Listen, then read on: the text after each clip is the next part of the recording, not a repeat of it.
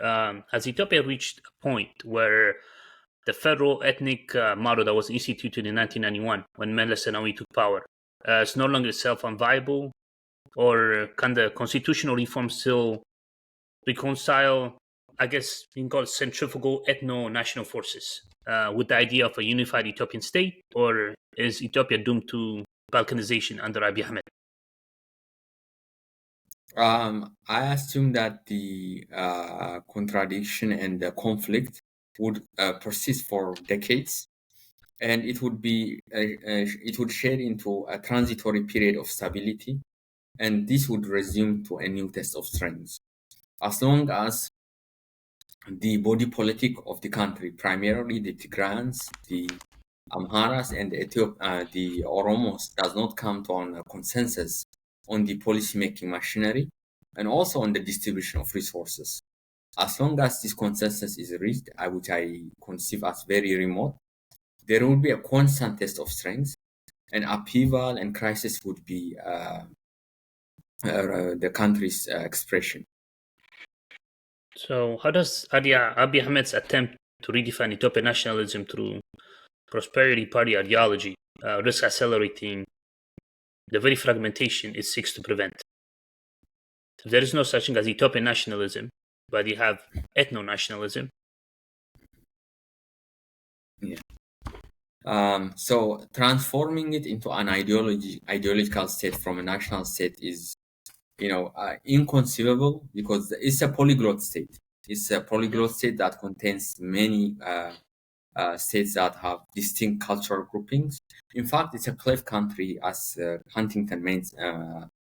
introduced this conception that maintains that a country within from distinct civilization, but distinct cultural groupings.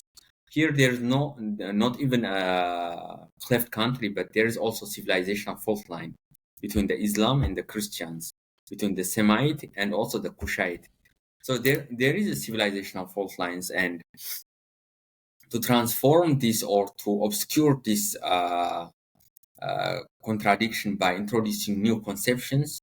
I think it would prove unavailing, because the Derg even tried to introduce similar conceptions by employing communism and socialism, by which the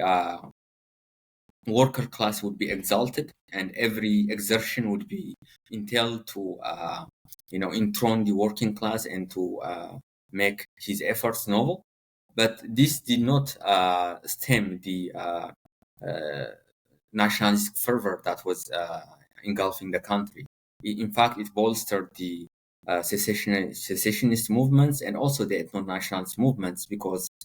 it goes back to the end of history, the contest between Hegel and also Hegel and Marx, by which the latter maintained that the end of history would be realized by communism, as communism would solve the riddle of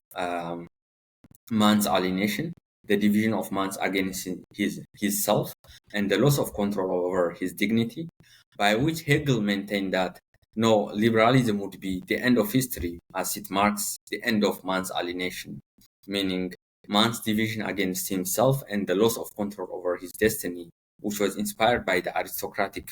or the aristocracy of feudal rule, would be ending through liberalism.